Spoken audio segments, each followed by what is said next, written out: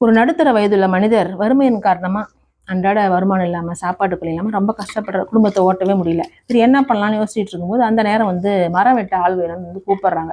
சரி மரம் வெட்ட போனா கூட ஏதோ செலவுக்கு ஆகும், இன்னைக்கு சாப்பாடு செலவு ஆகும்னு நினைச்சிட்டு ஒரு முடிவுல போறாரு. ஆனா அவங்க சொல்றாங்க, ஒட்டுக்கா ஒரு 100 மரம் வெட்டணும்பா, வெட்டினா மொத்தமா ஒரு தொகை தர்றேன் அப்படின்னு சொல்றாங்க. சரி இப்படி வெட்டினா நமக்கும் யூஸ் ஆகும், அதை வச்சு ஒரு தொழில் பண்ணலாம், இல்லை ஒரு கடையை வைக்கலாம், வீட்டுக்கு ஒரு நல்ல பொருளை வாங்க வருமானம் ஆகும்னு நினைச்சிட்டு இவரும் சரின்னு போய் மரம் வெட்ட போறாரு. ஓயாம சலிக்காம 99 மரத்தை வெட்டிட்டாருங்க. அந்த நேரம் மனசு ரொம்ப முடியல, அவரால் ரொம்ப சோர்ந்து போச்சு. ஒரு 2 நிமிஷம் நிலை அமர்ந்துட்டு அப்புறம் போய் வெட்டலாம் அப்படின்னு நினைச்சிட்டு போறாரு. அங்க பார்த்தா ஒரே ஒரு மரம், தோப்பா இருந்த மரத்துல ஒரே ஒரு ஒத்த மரம் தனியா நினைச்சான். சரி நாங்க போய் நின்ன உடனே இந்த மரத்திலோட நிழலும் இதமான காத்தும் மனசுக்கு ரொம்ப குளுமையா இருந்தது. அந்த சோர்வெல்லாம் போயிடுச்சான். அந்த நேரம் மரம் தன்னை பார்த்து சிரிக்கிற மாதிரி அவருக்குள்ள தோணுச்சான்.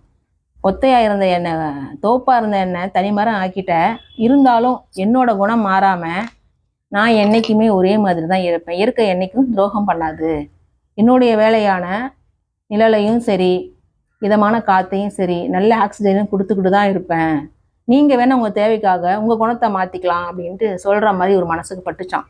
பளிர்னு மனசு உரைச்சிச்சான். உடனே யோசனை பண்ணாராம், தன் தவற உணர்ந்து எங்கெல்லாம் தோண்டி எடுத்தாரோ 99 மரத்துக்கிட்டையும் உடனே மரம் வெட்டின இடத்துலலாம் ஒவ்வொரு மரம் நடணும்னு முடிவு பண்ணாராம்.